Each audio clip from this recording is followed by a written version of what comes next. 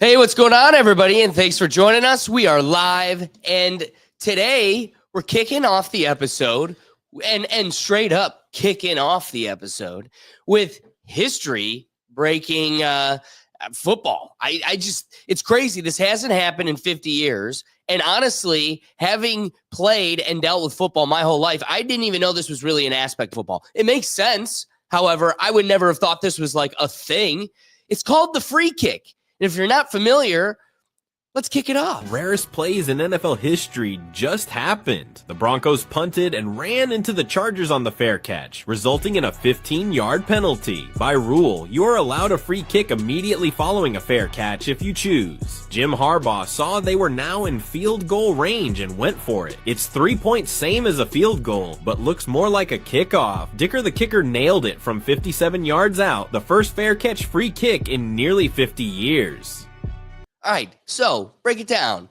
What makes this so unique, and why do you never really see this? All the stars aligned to make this play possible. So first, it's a kickoff. There's a fair catch, and the defender hits the guy as he gets the fair catch. That puts upon a penalty that moves the ball up. Not only that, but time ran out. Yeah. So if there was more time on the clock, Harbaugh would have gone for some sort of plays to try to advance, to make something more happen. Hence why you never see this. Even if there's 30 seconds on the clock, a coach is not going to, and this is a play that you can only invoke on a fair catch after a kickoff. So it's a kickoff, fair catch, penalty, no time left, and it puts the ball at the 55-yard line, making this a kickable field goal. Right. Go for it. And how magical that the Chargers were getting romped at this point. I don't know if the clip showed it. Let's see if it does. I'm going to mute it here, but This kind of started their momentum swing. exactly. To get that win. Okay, 21-10, Yeah. right? Then this play changes it to 21-13. You are a touchdown away. Chargers come back to win. So something that's like a unique element of football that I think is forgotten, lost history, comes back and changes the game for them entirely. I didn't even know about that, to be honest. I like, that's never happened in our lifetime. Honestly, I'm with Doug. Like if the official would have brought it up, like, hey, do you want to go for a free kick? And I've been like, No. Think about that. There's no world the officials were like, I know, hey, you want to do this? That is how deeply embedded the Harbaughs are in like core football knowledge. dude, his dad was like, oh, I remember coaching that. Like, Yeah, that's how long right. ago. And he's like, oh my God, I think my dad mentioned this at Thanksgiving once. I could do that, right? Literally, my dad looked at me and he goes, yeah, did you see they did a free kick today? Saying it like I should know what that Like is. That's Soccer such a soccer too. term. Yeah. Yeah, it's Right. literally a soccer term. That's literally what I'm thinking. He's like, did you see the free kick this weekend? You're like, I'm no, I didn't thinking- watch soccer, Dad. Boom. Well, because my sister traveled soccer. Yeah, right. So my dad, my mom, and my sister will go watch soccer. And so I'm thinking something happened. And they go, yeah, you see the free kick? No. You're looking at your dad. You're like, no, Dad, what happened in the Premier League today? And then he goes, the Chargers did it. Go on. And my dad's saying it to me like, you should just know what it is. And again, what an awesome element to the game, brings the Chargers back to a great comeback game. So, reviewing some of the fun that came last week, the free kick is a lost piece that I think, adds some fun elements to football. Now, speaking of, just wild characters in football, someone that I look forward to hopefully fading away from football soon. Just as quick as he's come into the picture, I hope he leaves it. You see what's happened to Caleb Williams? Like, what is going on with this dude and the Bears? Williams' body language is starting to become not just concerning, but irritating. Yeah. The game of football, particularly when you're a rookie, you go from being a king in college to being a peasant. And I believe somebody needs to inform Caleb Williams that you are now the peasant of the National Football League. Everybody traverses from king to peasant. Everybody. It's just what happens until you work your way back up to being king again. But it's as if Caleb Williams expects us to feel sorry for him. Right. Last night, during the game. Yes, he took a hard hit. We've all taken hard hits before. Why are you sitting there laying on the bench like somebody gonna come pick you up? Nobody's coming to rescue you, Caleb Williams. Nobody is coming to rescue you. You are not a damsel and you are not in distress. You an NFL quarterback.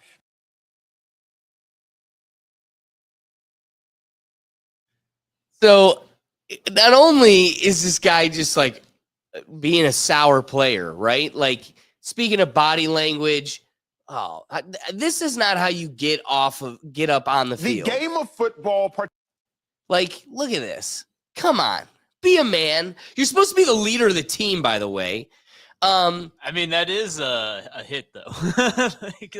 Sure, but now, how about this? Okay, first off, get up. That's what my dad would be like, get up.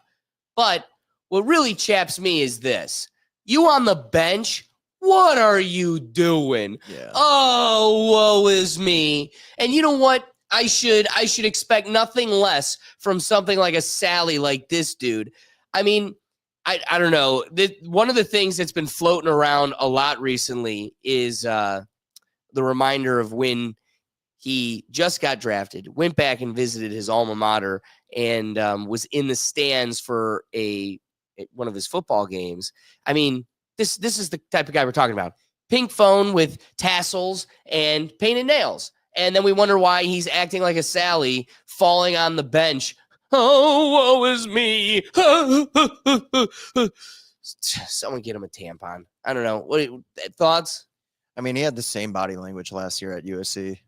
You know, it's kind of like, it's toxic. You've really seen it ever since he won his Heisman. Like, he's just like kind of, I guess, immature body language, behavior, kind of, you know, I won't say the kid's not talented. I mean, he's talented for a reason, but it's one of those, you know, you're in a rookie class where you've actually had a couple sort of shine in their own right. And you kind of have this body language on a team with a lot of dysfunction. You just kind of look off. Like, but it's one of those, even if you have the skill, let's just say he's got core talent. That core talent can easily be wasted when you have toxic personalities. So here's a guy, I don't know if you saw, I wish I would have had it queued up and ready for today's episode, but did you see his interview like just 2 weeks ago? And he's like, you know, I don't know how other people are used to this, but I'm not used to being on a losing team. And you know, I go to my other players and I go, how have you done it? How have you been able to live on a losing team? Because I just fail to cope with this. And it's like, dude, get your head straight. Also, if you're the leader of my team and you're coming to me like that, not looking to kick it. I just like it, again, it's like, Caleb, you ended up on Chicago. Like, they've notoriously never had a good quarterback, like literally ever. And you're surprised by the record. I remember he sent a text to his punter when they got drafted. And he's just like, hey, man, like, you're going to be able to take it easy this year. And I guess, like, besides the Browns punter, like, the Bears punter has the second most, like, punting yardage on the season, always punting. And it's like, yeah, it's why I was glad. Well, obviously we couldn't get him. We didn't have a draft pick, but I never thought very highly of him coming out of the draft. I was like, there's something, talent only gets you so far in this league, you know? Exactly. Well, it's like, look at Brady. Brady was what, 6th round draft pick? Look at Johnny Manziel. I mean, listen, if it all doesn't align, it could totally fall apart. I wouldn't even say, look at Aaron Rodgers. Aaron Rodgers right now, I got to believe, he believed, put me anywhere, I can be great. Right. I have to tell you, where he's at in his career, age and fatigue setting in, and really just mental delusion. Right. He needed a more structured team. You shouldn't have left Green Bay. You know, like, well, I think the way things were shaping up over there, I don't know if he really had a choice. I think it was Aaron. I think Aaron wanted out of Green Bay, and Green Bay was like, all right. And look at how Green Bay's had 3 quarterbacks my entire lifetime. They've all done pretty well. Well, and at the same time, I don't know if it was in the documentary or just a recent interview, but one of the things Aaron Rodgers said was, like, drawing upon back when he was at Green Bay and Favre. Yeah, Brett Favre should have known to fit. He says Brett stayed longer than he should have, and, you know, I didn't want to do that to this new guy. It's like, or I think, I mean, dude, familiarity builds contempt. He's been at that organization for how long now? And I think just people got used to, I think people got tired of him. Like, this guy's exhausting. And he's like, you guys are exhausting. You don't get me. You made me get a vaccine, or you wouldn't let, like, the whole thing was, I bet tension just kept building to where it's like, you know what? You got your new young guy. You enjoy him. I could go anywhere. And he shops around like he could go anywhere. And I think the reality sets in that, like, no, dude, you could have been a little bit better. Like, look at Russell Wilson.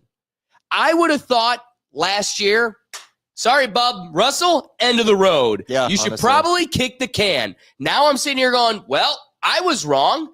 So much of it is the organization. Yeah, and it guess what? The Bears are in a rebuild. They really don't have the organization right now. And throwing in a cat like this that's just a sourpuss,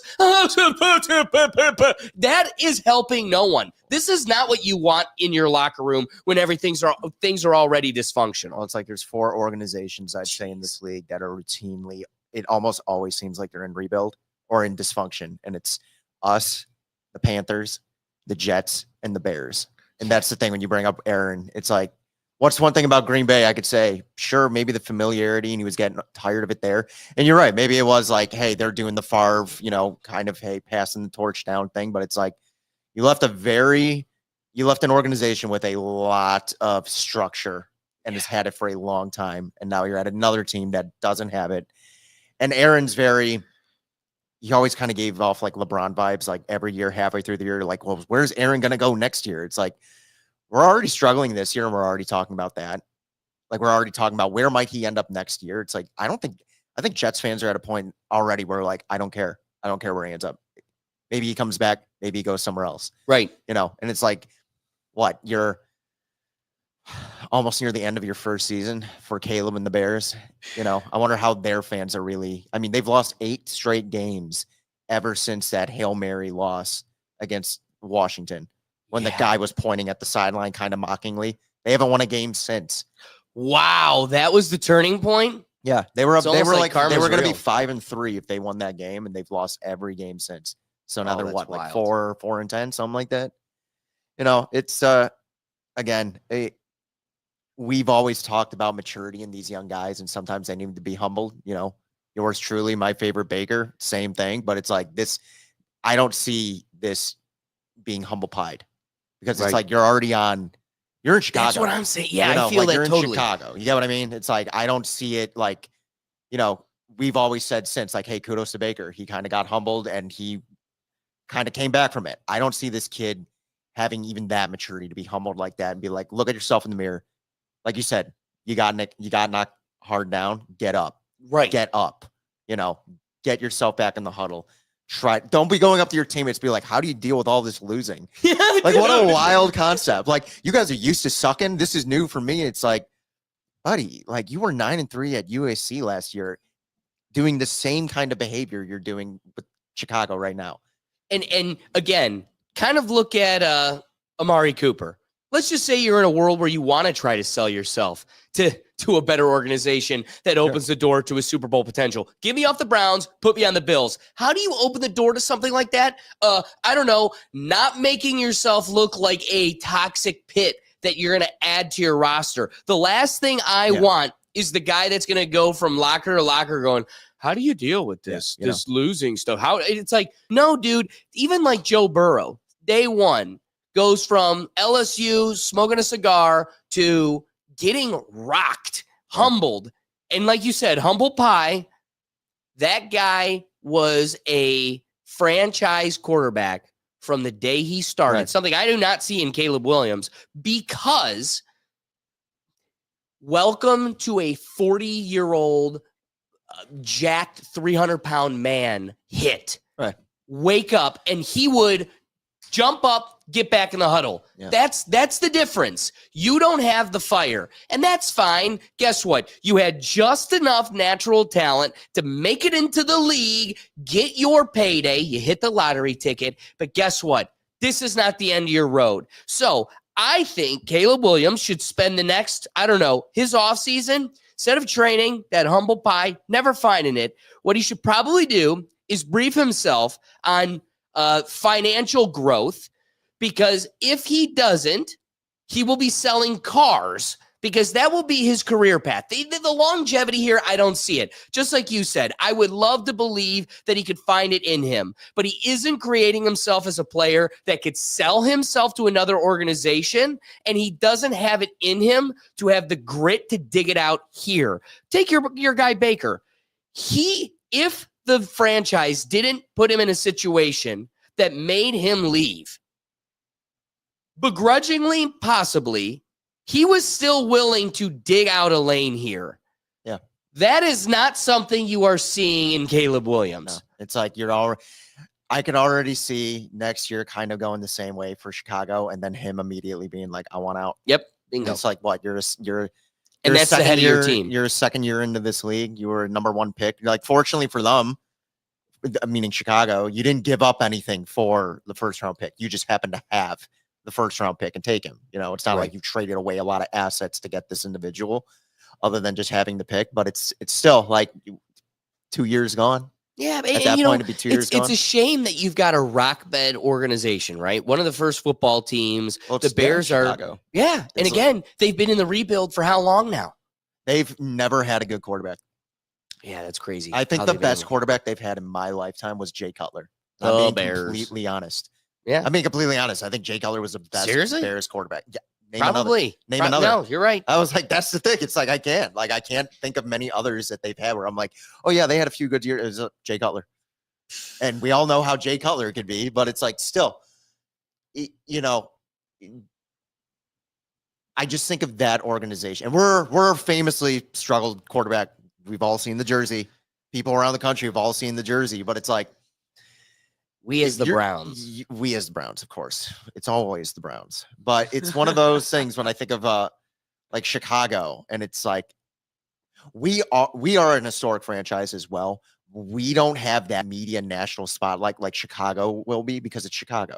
It's like a lot of these, like, they're prestigious teams. Like, you always talk about, like, oh, they still talk about the 85 Bears as if like, oh, it just happened. And it's like, that's 40 years ago now.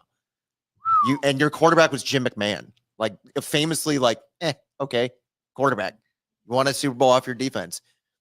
Now you have the number one pick. You had the Heisman winner number one pick. And what, you're 14 games in and he's giving you body language as if like you would see like middle schoolers do and be like, this guy's not even going to make it to high school. Jeez. It's like sheer talent. And he's talented, like clearly is. Won a Heisman, damn near won a second one, but his behavior, it's just, as an organization, how do you, and I've always said on this show, I think the league has a rough time developing young quarterbacks. You've actually seen two in this rookie class actually get developed pretty well with like decent coaching, but it's like Chicago. It's like, what, they fired their coach already this year. Who's going to be the next guy? Who's the next guy that's going to come in and what, mature Caleb Williams? I don't think so. No. Especially when guys are making the money they are. Yeah. The Bears are in a rebuild, and the Bears are finding themselves in a really difficult situation because they are going to either have to commit themselves to a guy who's halfway out the door and heart really isn't in it anymore, or they're going to have to shop around, which will, again, deplete the motivation of the current quarterback and cause ripple effects throughout the locker room. I guess what's the takeaway? No matter what, you're going to have issues in that locker room, at least for the next couple of seasons, no matter which way this goes. And, that opens the doors for other teams to capitalize. So pivoting just a little bit here, we're talking about great quarterbacks, depending on the team that they're on. Russell Wilson, one of the cool games that came from this week. So because college football is moving into the playoff season and the bowl season, NFL season is playing on the weekend now, Saturday, not just Sunday. So we got to have some Saturday ball. And the games weren't that exciting beyond the one that I was really looking forward to was the Steelers and the Ravens, because they're both cutting it out for, a place in the postseason. And it turned out to be an interesting game nonetheless. But what way to kick off this, review of the Ravens and Steelers game than the notorious and great Ravens fan, Kodak Black. Kodak, what you gotta say about the Ravens, Big G? I love Ravens. That guy's got crazy eyes. LJ, man, what you gotta tell the flock about that boy LJ, man? Yeah. That boy Yak in the city. Honey, this is Yeah, our Yak in the kid's idol. city. Is the light blue the Ravens color? No. I mean, But it jacket. matches the purple jacket. Let 'em know. Okay. I mean, like That's the move. I couldn't see the logo on the hat. I was like, is that Raven? I can't tell. Oh no. I never know if he's still in jail or not. I think he doesn't know. I genuinely, when you said Kodak Black, I was like, I was expecting to see like orange jumper on, like it was a video like taken in prison. He's at the game. Good for him, man. So the game got hot. It was a good one, and It was a good game. This is the most interesting back and forth.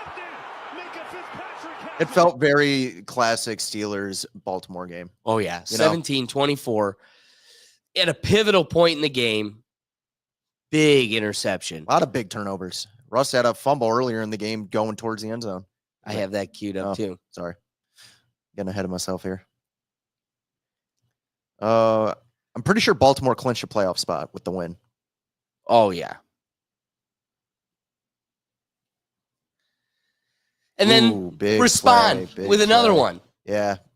Felt a very Huge. very vintage Ravens Steelers matchup. Yes. Some of the famous ones you used to get back when Palomalu and Ed Reed were on the defense. Oh. You know, kind of felt like one of those games.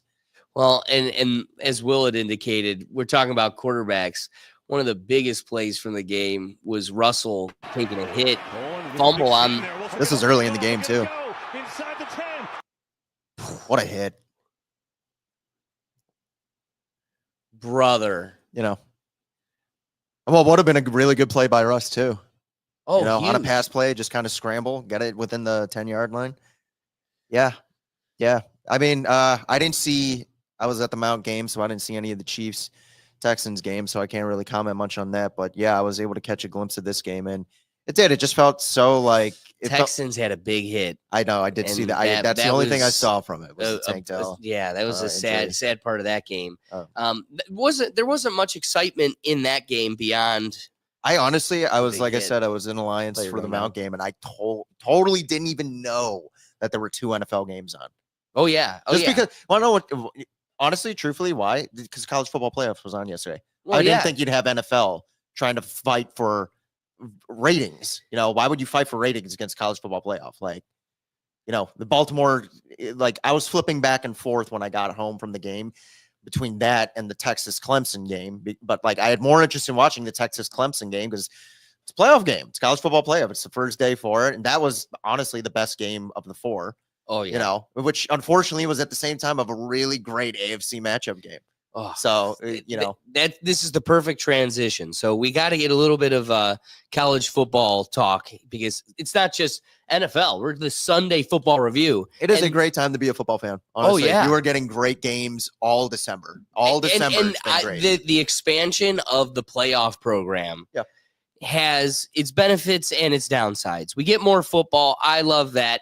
Gives opportunity to bring in more teams, and everybody loves an opportunity to shake things up. However, when you look at the brackets, like Penn State really has been given just a walk to the end now. Oh, they yeah. they They have the destroyed easiest walk. exactly, and they're really not the best team, but they're ranked 6th because the top 4 spots are the conference. winners of each conference. So there's teams that are 2 or 3 and 4 that really shouldn't be that high up on or ranked that high in the Really? chart, and that allows someone like Penn State to have a walk to the end. So hopefully they adjust and learn from this, where a couple of the games, total blowouts, some of the other games, some tight, fun ones.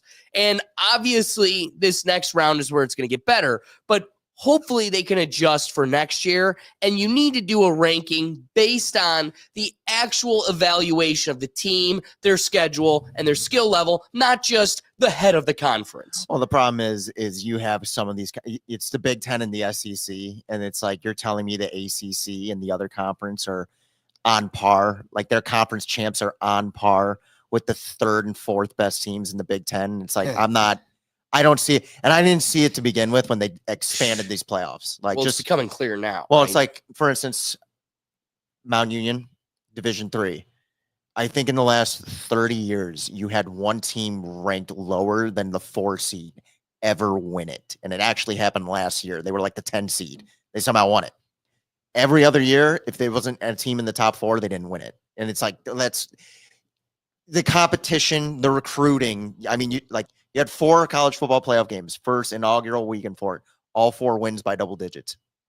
There wasn't a close game. Right. The closest game was Texas Clemson, and it never felt like Texas was at risk of really losing it. Right. Clemson was just, they were just hanging on. They were Yes. still fighting and hanging on, but it's like Penn State, SMU, blowout.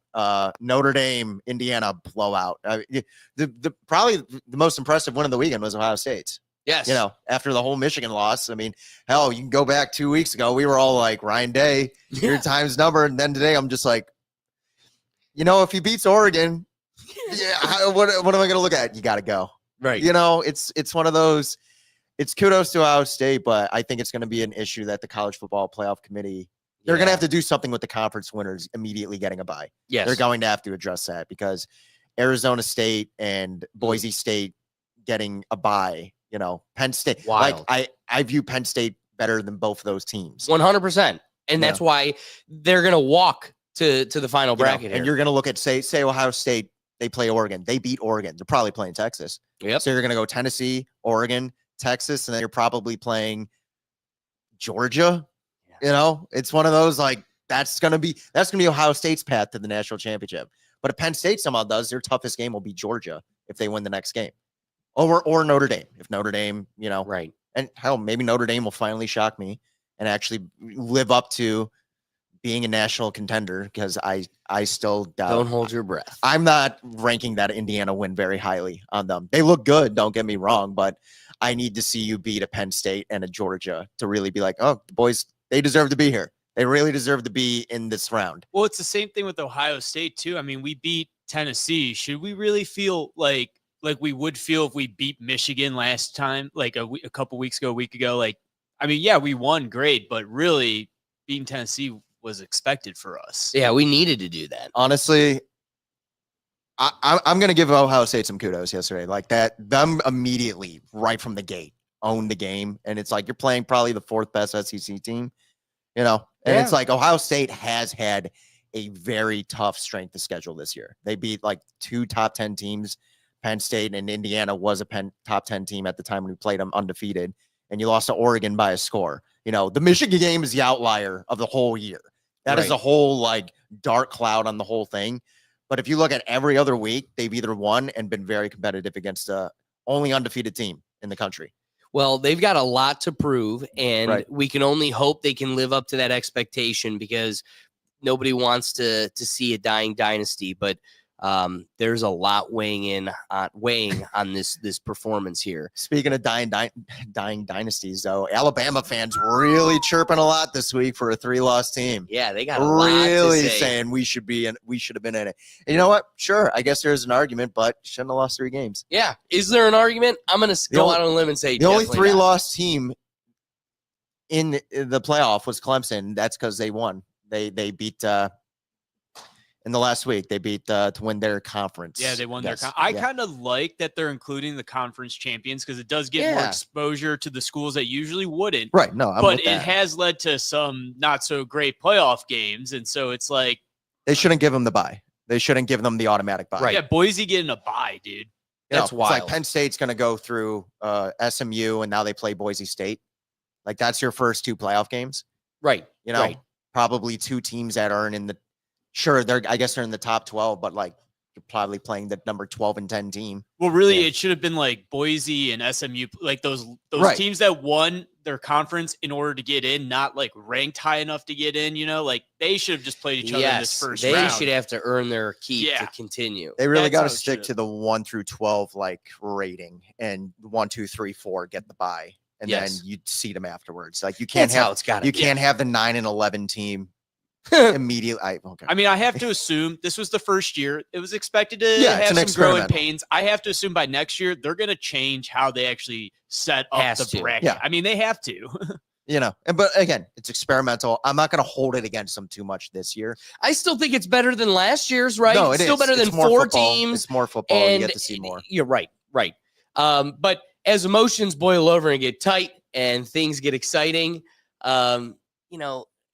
it's not just these players that armor up each week that carry the grit. I mean, Will, What fan am I about to do see? you know how tough it is to be in the band? I mean, the best stand band in the land, but the band. Oh, I know it. I've seen this. Yeah. You see the emotional times, like Emeka Buka was saying. That was from the Buckeyes game, and I can't get over just the Is that like quivering terrified? emotion. Is she terrified or he terrified? Right? No, Like, I don't think it is. Wait, Doug. What did she what? I don't really. I don't know what to call that person. I'm Well, not just sure. call them a band. The So, band member. That's is what they that are. band member He, she crying band. How dare you because of assume it's excitement identity? or nervousness or like just like woo Ohio State. I hope we win. I love it. So much. I just want to say I love that we're just old enough to be like the tail end of the classic traditional grade school rivalry between football players and the band. Like our band hated us, we hated them. It was a great mutual relationship that we all flourished on. And I just see this cat and it's like, oh, you are so the band. Our You are band s- hated us because If I were- our band hated us because we got to practice on the football field and they had to practice on painted lines in the parking lot. That's why they hated us. Well, I mean, they Heaven call it forbid the football team be on the football field. yeah, I mean, if I were to honestly, I bet you I know why that individual is crying. They're probably Yeah, probably it's their senior year. yeah, or like, that's probably Scooby-Dooby-Doo. what it is. They Don't might give me think that it's a- shit. I'm just saying, like, if I were to take a gander, that would probably what it be. But I mean, I assume it's like I just love how the Happy one tears? individual crying the camera found. Yeah, I love this. You know, like oh, the cameraman knows what he's doing. yeah, the cameraman was probably sprinting through. You. Here's your 5 seconds of fame. All right, so let's get into it because we're running out of time. You want to jump on this week's parlay pick. We won last week. Nobody's drinking an ice because, again, we need to have a punishment so we ensure we bring you a victory. We're rocking and rolling. So you want to jump on this week's parlay pick. So we got to make sure we have time for that. So let's make the review pretty quick here. Reviewing, we had Thursday night football kicking off this week. I got to tell you, the Broncos-Chargers game, beyond the historical free kick, I love the Chargers comeback. It made a really fun game, but nothing more special than that. I don't know. Yeah, I mean, it was just a good game. Right? Like, nothing really outside of the free kick. The highlight, Herbert had a good game. Bo Yeah. Nix had a good game. You know, it was just a solid game. I mean, 34-27, not a primetime game. Great comeback. Can't great beat it. comeback. Texans, Chiefs. I mean, wow. Texans really hung in there with a team that has all the chips stacked in their favor. And beyond kind of some of the sad elements of the game, solid performance. Yep. And Hoping for a speedy and healthy recovery for Tank Dell because Oh, that yeah. looked really rough. oh, That one, I'm kind of glad you didn't pull up that clip because, you know, mm-mm. give him his privacy on that. That was a rough one. Steelers, Ravens. We've covered it enough. Great game. Yep. Ravens came back. What I love is you could find in this division some high competition always. And I appreciate there was a lot weighing on this game. And the Ravens, they were the better team. So it was good to see. I'm just gonna See them check real finally quick. I wonder persevere. if Baltimore's now number one in the winning the division. I would imagine I so. would just say, yeah, they might be. Looking at the first game this Sunday, Giants and the Falcons. I think the Falcons need a win because that would be severely embarrassing. But you never know anymore because they just seem to just bottom out on random days. But I'm going with the Falcons. I'm gonna go with the Falcons in Penix's first start. I don't think it's gonna be a pretty game by any measures. I don't think it's gonna be pretty. I think that's a stinker of a game. Yeah, just a rough one. I still don't know who the quarterback is for the Giants at this point, but who cares? Cardinals, Panthers. It's going to be the It's Cardinals. gonna be the Cardinals. It's gonna be Lions, the Cardinals. Bears. I hope Caleb It's gonna Williams be gets the humbled again. Let's go, Lions. Oh, Lions all the way. Lions. Titans, Colts. Oh my God! Who cares? Should be the Give me Colts. the Colts. Yeah, give me the Colts. Why not? Actually, Rams? I think former rival Mason Rudolph is starting for the Titans today. No way. I think he is. I think he got to start over Will Levis. Oh, that's wild. So, hey, things may change. Who knows what slurs he's got out there to rile up the team. Jets, Rams. I don't think Aaron Rodgers has it in him. Rams. I think Rams are playing well too. Rams are kind of hot. It's going to be a cold, disappointing day in New York. They're fighting for the playoff wild card spot or right New now. Jersey. The Rams are, and I think the Jets, they are really just holding on by the seams. Like I think in the locker room. I don't even mean in the game. I mean in the locker room. I think it's more so than that. Oh, for sure. Commanders, Eagles. This is going to be a good one. I think the Commanders can really hold on tight, but it's going to be the Eagles. The Eagles have squeaked out some really great games. The Eagles are rolling. I think they're hot. Probably the NFC favorite to make it to the Super Bowl at this point right now. Totally. I would even say more so over the Lions. This will be a Bengals victory. Browns and the Bengals. I think, I can't even talk my shit because they need to win. Cincinnati. The fact that they've got a carrot dangling in front of them with a potential for the postseason, they've got a lot on the line, and the offense is just carrying this team with a dead defense. I think you're going to see a lot of chemistry with Jamar Chase today, so look for some passing yardage. I think this is where you're going to find a great game for the Bengals. They need it. I'm not sure how DTR is going to do, unfortunately. Like, what? But I think he's going to keep us in it. I think why you're going to see high performance out of the Bengals today, they're not going to be able to just coast. We're not going to be nothing. We're not going to be great. We're going to be there keeping the fire behind them, so they have to keep it up. If we're being kept in this game, I'm going to give a lot of kudos to Stefanski. For sure. Like, I think that would be a coaching thing more so than DTR's playing ability. I don't think he's bad, but he's not the guy. And hopefully we developed a game plan around DTR. It's got to be him. It's got to be like a game plan very well set. And defensively, gotta get the Joe. If you don't get the Joe, Joe's gonna Joe. And we don't want to lose Myles Garrett, everybody. Don't want to lose Garrett. Yeah, we're losing him. Oh, yeah, he's all right, gone. Moving on to the Vikings and Seahawks being the first 4:00 game today. I think this is actually going to be a pretty fun game because the Seahawks are going to make the Vikings deserve. They got to earn it, but I think the Vikings are going to come out victorious. Depends. I don't know if Geno's playing. I know he had a minor leg injury last week. If he's playing, I'm still giving it to the Vikings, but I think it'll be a closer game. Wouldn't be surprised if Seattle wins. If Geno's not playing, I'm not seeing much out of him then.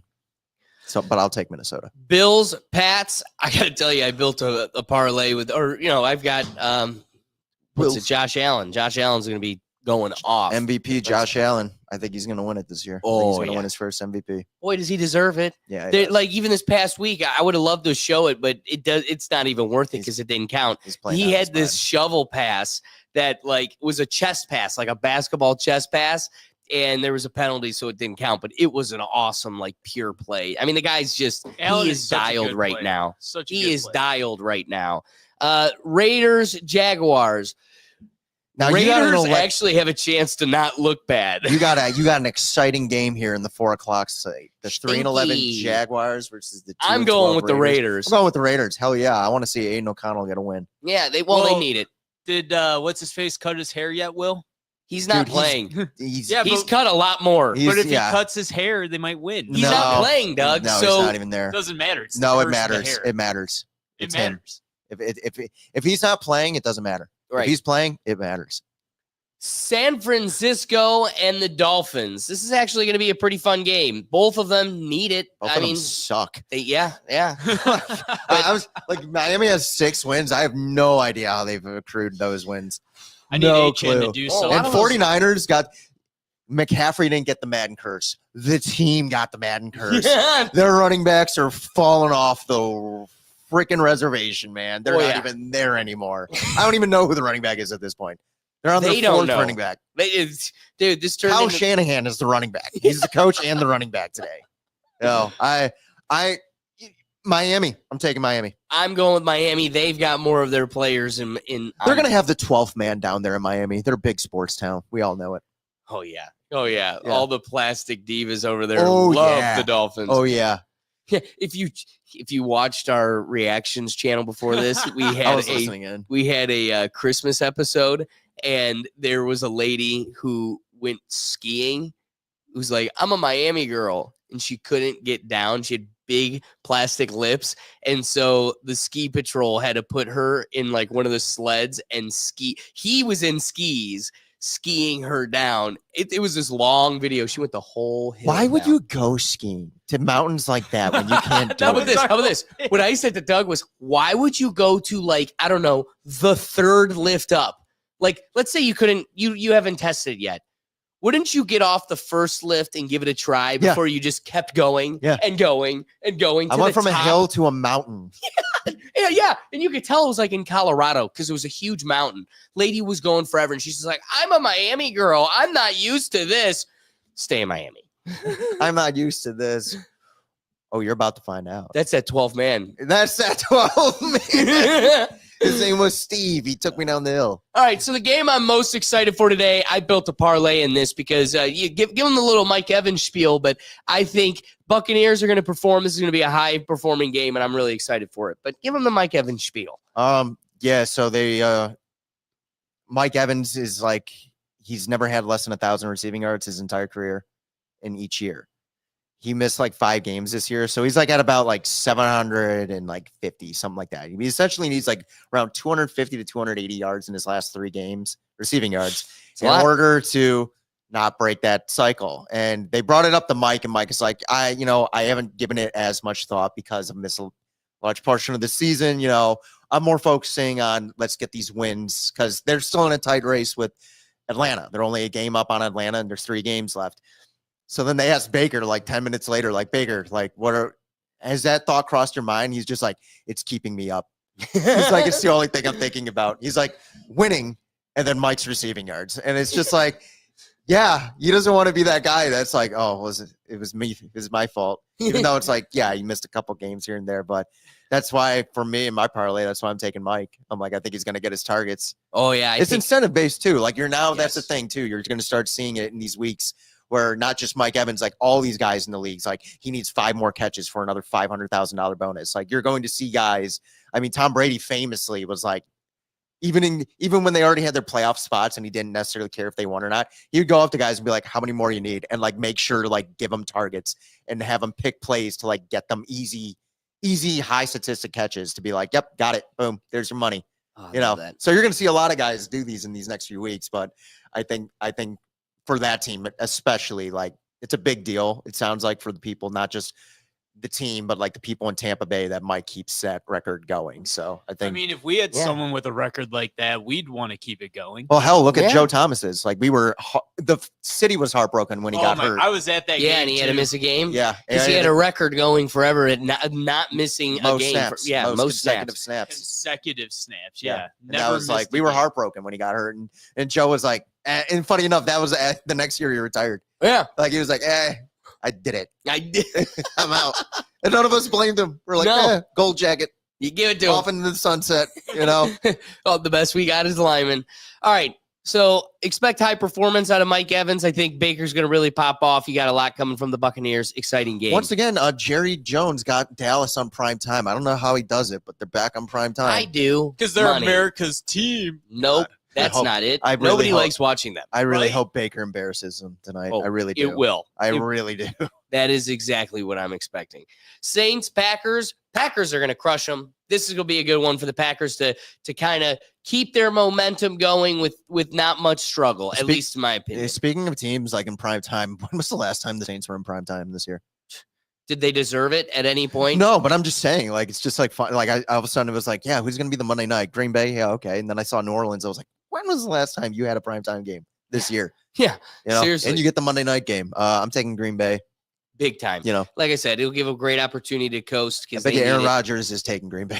I bet he is. All right, so let's take a look here. Let's review last week's parlay pick because we got the dub for you all. So,